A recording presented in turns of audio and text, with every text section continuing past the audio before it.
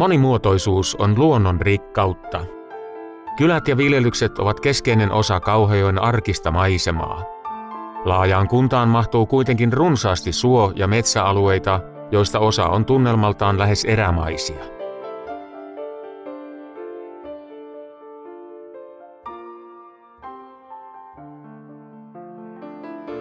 Tarkempi kurkistus metsiin ja soille paljastaa niiden rikkauden.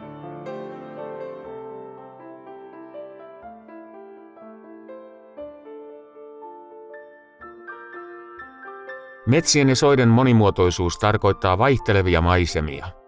Suot voivat olla lähes puuttomia tai näyttää lähes metsältä. Osa soista on märkinä upottavia ja ylipääsemättömiä, kun kuivimpien soiden yli voi kävellä helposti.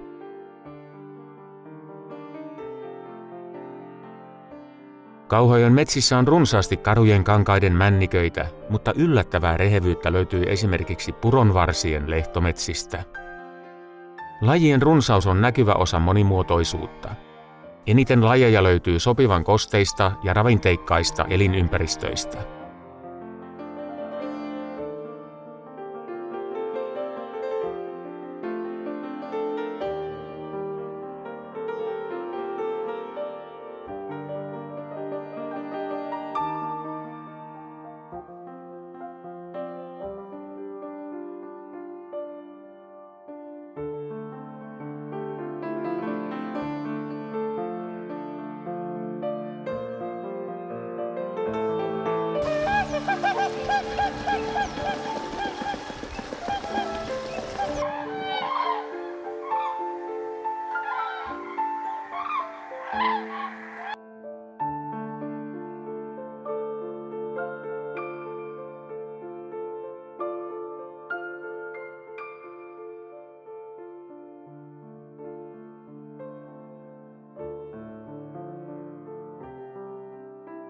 Allikkoiset keidassuot ovat Kauhajoen soiden näyttävin osa, jolla lajien runsaus on suurimmillaan kesän kiihkeinä viikkoina.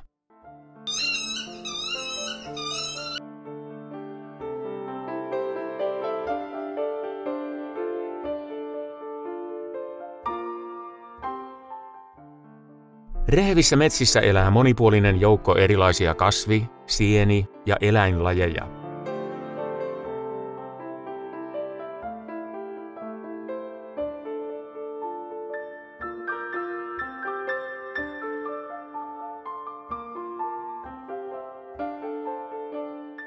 Erityisesti haapa on metsien arvopuu, sillä monen metsälajin elämä on haavan varassa.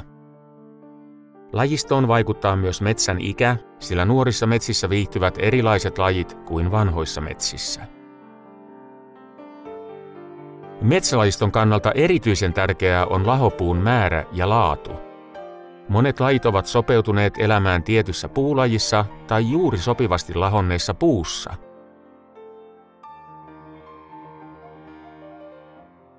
Soiden ojitus ja metsien hakkuut ovat vähentäneet luonnon monimuotoisuutta myös Kauhajoella. Monet suot ovat muuttuneet pelloiksi ja soita on kuivattu myös talousmetsiksi. Myös turpeennosto on jättänyt vahvat jälkensä maisemaan. Metsätalous on vähentänyt lehtipuiden ja lahopuun määrää metsissä.